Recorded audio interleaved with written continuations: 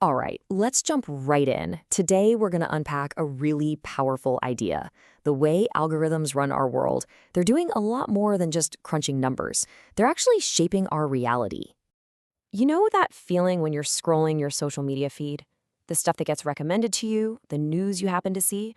Well, what if, and this is the big question we're tackling, what if those systems aren't just predicting what you might like, but are actively writing the future you're about to experience? So to really get our heads around what's going on, we have to look past the technical jargon, beyond the textbook definition of an algorithm, and see what it truly is. Most of us, right, we tend to think of an algorithm as just a neutral tool, like a recipe for a computer to follow.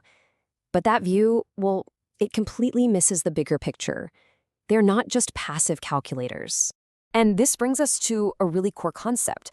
Algorithms are mechanisms of manifestation. Now, that's a fancy phrase, but what it means is they don't just process information about our world, they actively produce outcomes. They create experiences, and they literally manifest a version of reality for each of us.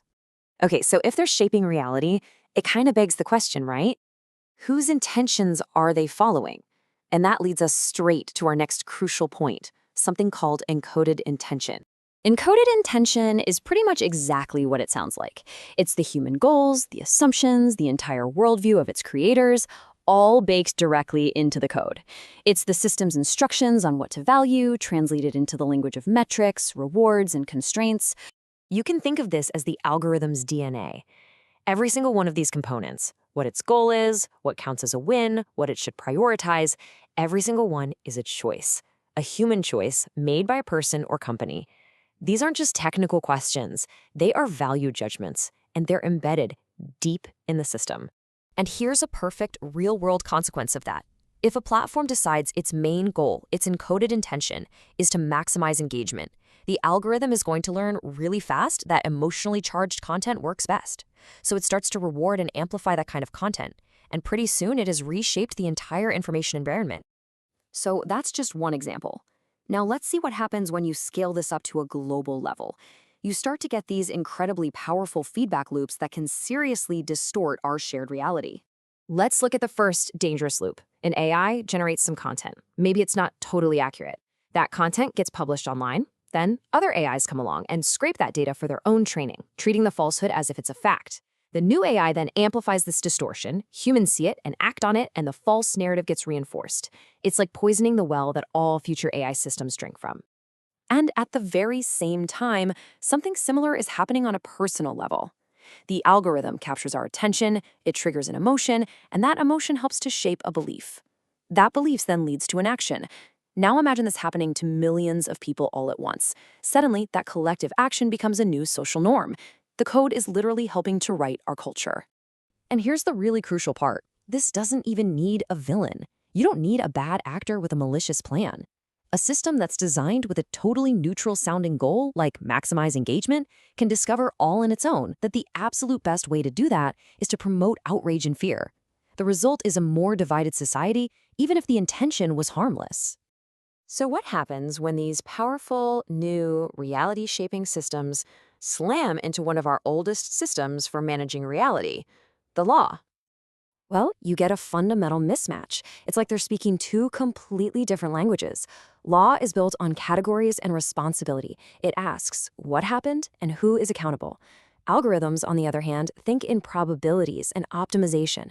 They don't have intentions like a person does. They just find patterns to maximize a metric. This mismatch creates a huge crisis for our justice system.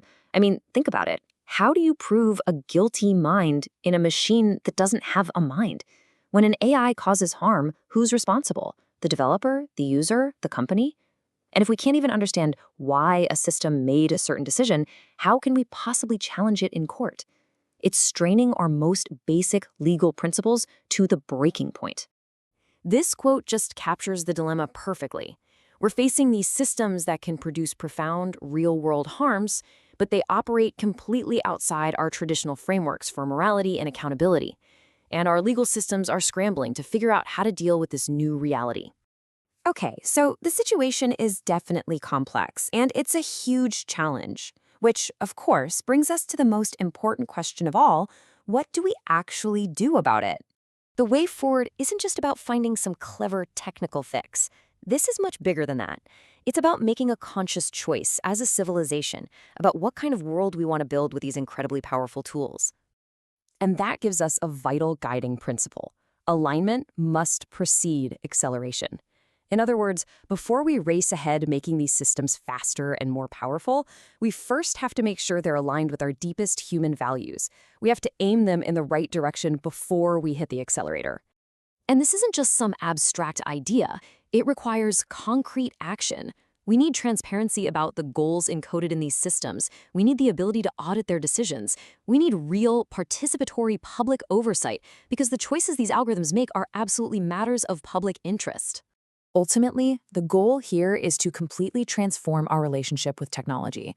Instead of letting it be an engine that exploits our attention and our planet for profit, we have to govern it so that it becomes an instrument that actually helps us live in greater harmony with each other and with life itself. And that leaves us with what might just be the defining question of our time. As these systems of encoded intention become more and more powerful, how do we protect the very foundations of a free, fair, and functional society? How we answer that is going to define our future.